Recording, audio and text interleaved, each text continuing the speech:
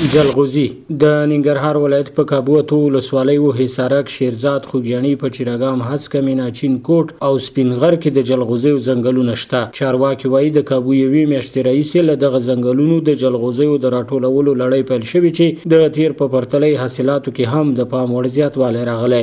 د دوی په خبره د دې ترڅنګ په دغه پروسه کې سلګونه میرمنو او نارینه‌و ته د کار زمینه هم برابره شوې ده. دا کال ان شاء الله د تیر په کال په نسبت باندې د جلغوزیو حاصلات چې دي دا به زیاتي.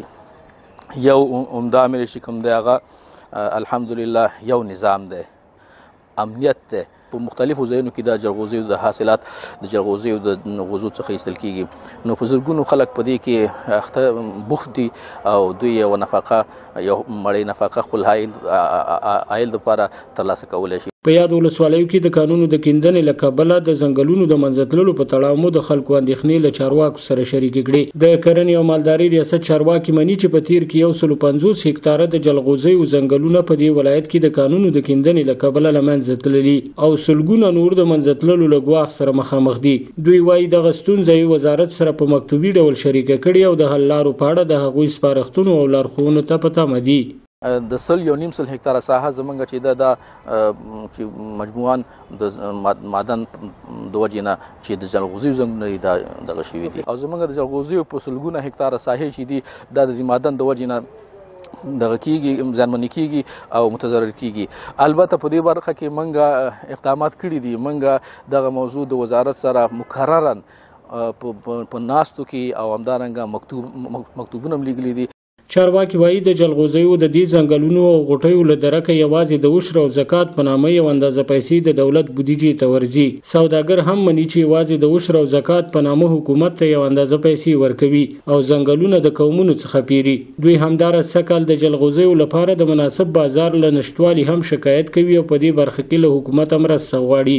مشکل خدا دی چې اوس موده اخیستې دي، دنیا پیسې مو په باندې کړي دي، اوس مارکیټ نه لري. هغه تیرو کالو په نسبت اوس یو پلا نشي تلای، نه چین ته ځي نه پاکستان ته ځي، بس دغه د یخې مودې ټول تور شو.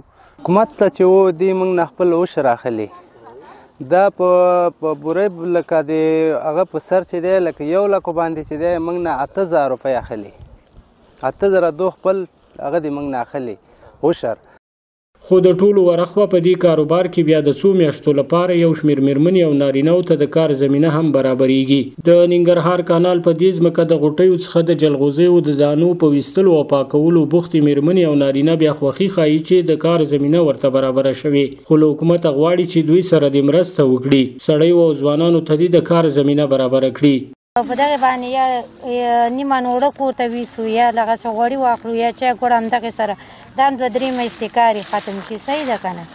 او نور زموږ د حکومت نه دغه خواهش دی چې زموږ ځوانانو ته زموږ بچو ته کار پیدا کړي. دغې کې دا ټول ورونه یو ځای په چاپېر یو خپل کاروبار وړو ماشومانو ته 100 روپۍ را پیدا کوو.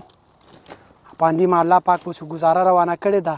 د حکومت نه دا خواهش ده چې دغه د تجارانو لپاره دغه لارې خلاص شي، دغه پلي دوی لپاره ګران شي، څه نتیجه به موږ لپاره اسانه شي. د یادونې وړ ده چې په تیر کې جلغوزي د هیواد څخه د هوایي دهلیزونو له لارې ګاونډیو او یو شمېر نورو هیوادونو ته لیږدول کېدل، خو د جمهوري نظام له ړنګېدو او اسلامي امارت له حاکمیت راوروسته تر ډیره له هیواده هوایي دهلیزونو له لارې د جلغوزیو او نورو وچو میوو د لیږد پروسه ځنډېدلې ده. خو هیره دې نه وي چې کابو 2 ورځې وړاندې له هرات ولایته بیا د ځمکې له لارې جرمني هیواد ته 60 ټنه پسته او جلغوزي ولېږدول شول. سباون ساحل، وحدت نیوز، ننګرهار.